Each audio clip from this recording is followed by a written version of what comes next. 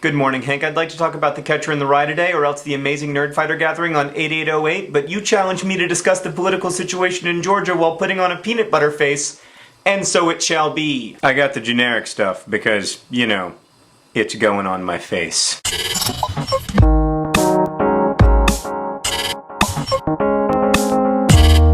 Everyone knows, Hank, the only way to make the internet pay attention to news is via peanut butter face. Okay, so Georgia's this small country just southwest of Russia that used to be part of the Soviet Union, but before it was part of the Soviet Union, it was an actual, honest-to-God democracy from 1918 to 1921. And it was busy developing this very close relationship with Western Europe. Oh, history. Will you ever stop repeating yourself? Then in 1921, the USSR invaded Russia, mostly because Joseph Stalin, who was born in Georgia, was like, you know, in 20 years, I'm gonna want to kill about 500,000 Georgians, and that's gonna be way easier if we invade now. So they did, and Georgia became part of the USSR. Okay, so flash forward to 1991, the Soviet Union's breaking up, and Georgia declares its independence, right? This is followed by your standard bloody coup, mini-civil war, etc. During that time, it turns out that two provinces, South Ossetia and Abkhazia, don't want to be part of Georgia. They want to be independent countries, presumably because the world does not contain enough Luxembourgs. Now, Hank, on the face of it, I'm in favor of Abkhazia having its independence, if only because its would-be national flag wants to give you a high five. But the history of the actual place of Abkhazia is significantly less awesome. For instance, in the early 90s, they ethnically cleansed hundreds of thousands of Georgians. South Ossetia, which by the way has a lame flag, is, as you might guess, just south of North Ossetia, which is part of Russia. So basically the deal they end up making is that South Ossetia and Abkhazia will have a kind of semi-sovereignty to them, sort of like the Kurds had in northern Iraq between the Iraq wars. And this goes reasonably well for a while until a few years ago when Mikhail Saakashvili becomes the president of Georgia. By the way, he has a fun name to say, Saakashvili.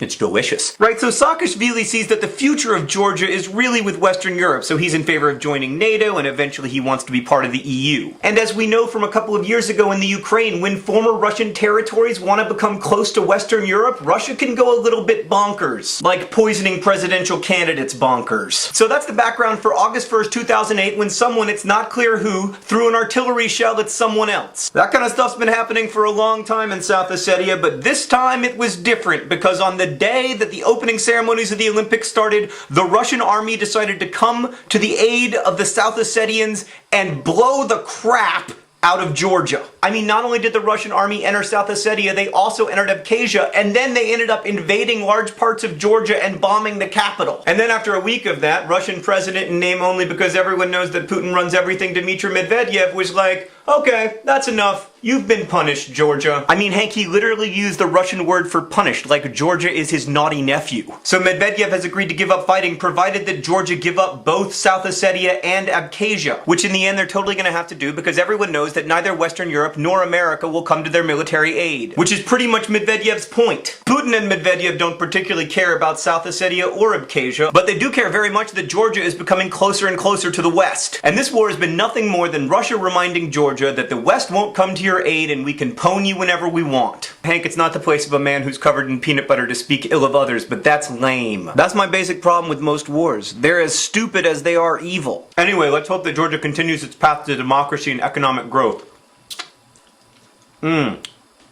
Generic peanut butter is good. So Hank, that's my armchair political analysis with peanut butter on my face. I'll see you soon. And now, Hank, I'm going to show you the happiest dog in the world. Alright, Willie, you've got exactly 5 seconds. Go.